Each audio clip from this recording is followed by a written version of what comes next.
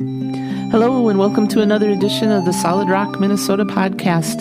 It's a place to swing by for a brief moment for some stories and news and things to ponder. It's a place to take a small pause from your busy life. So grab yourself a cup of coffee or a mug of tea or a pop, as we like to call it here in the North Country, and kick back for a moment. Take a breather.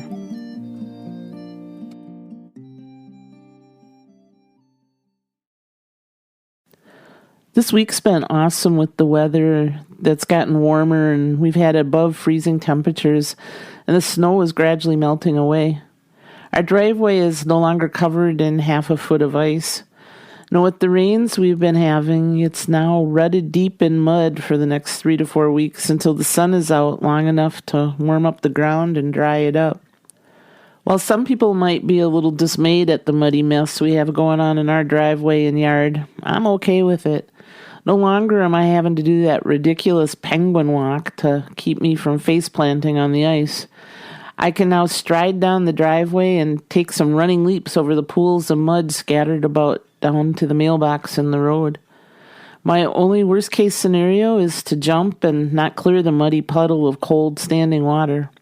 But so far it's only happened once. My shoes luckily were able to get hosed down and thrown into the washer with all the other muddy messes we've had this week.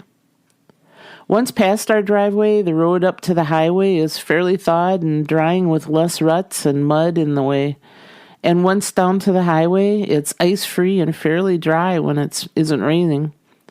Which leads me to why I'm giving these road reports. It's now officially biking season for this winter-weary woman.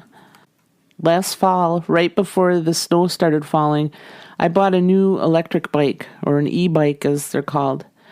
I've had one the past several years due to back and arthritic leg issues, but last fall I bought one that fits my short height, and it's comfortable to ride, and it's good for pavement and gravel roads or even a little off-road riding.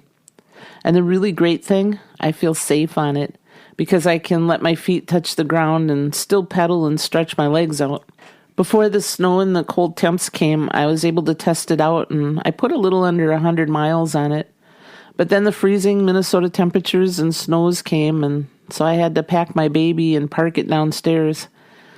At least until we went to El Paso last month. I did fold her in half and stash her in a tote in the back of Big Eddie.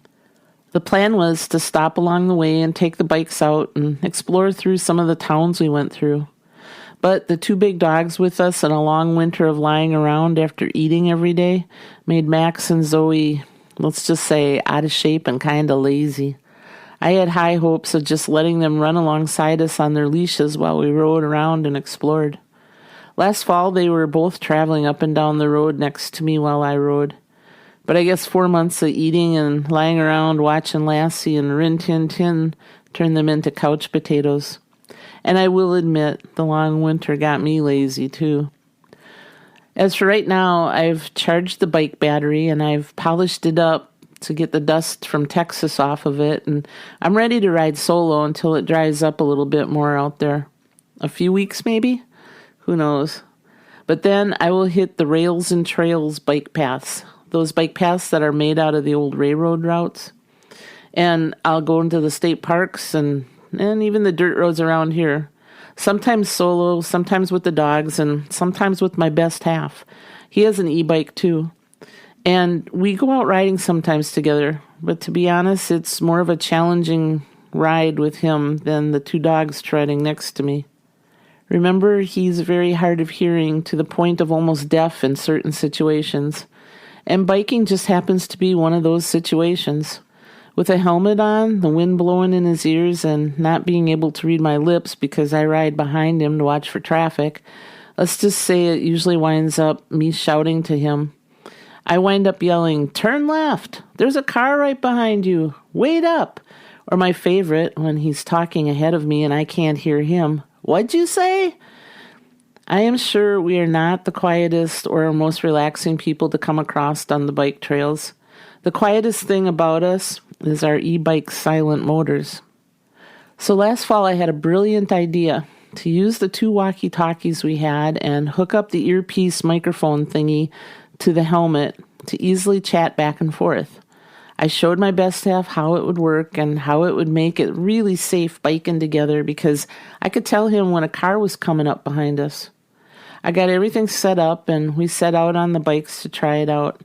I was so convinced this was the best idea I had ever had. We got out there and started riding.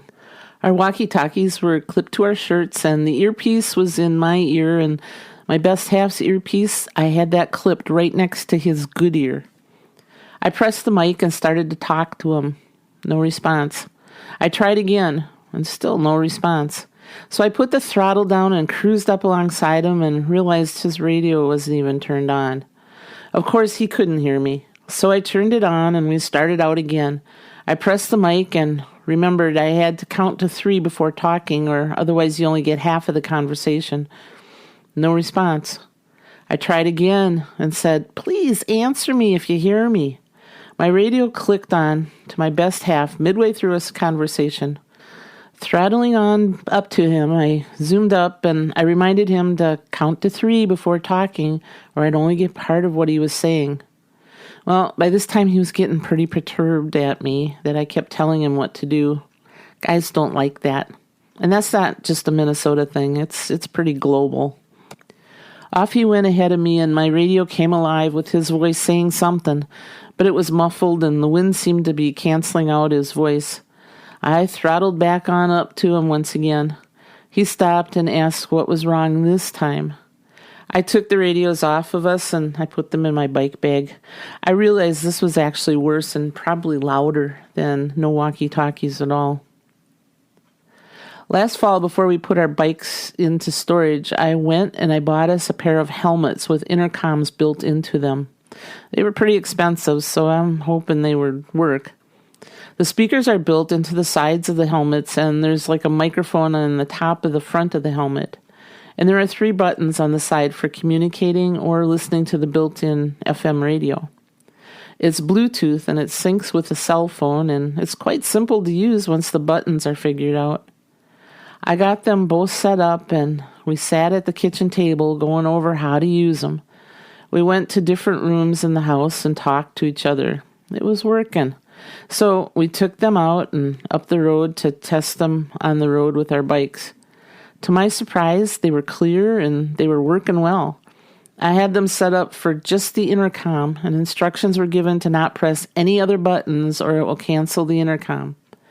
A few minutes later, and we were riding, and all of a sudden my best half pulled over alongside the road. I came up alongside him.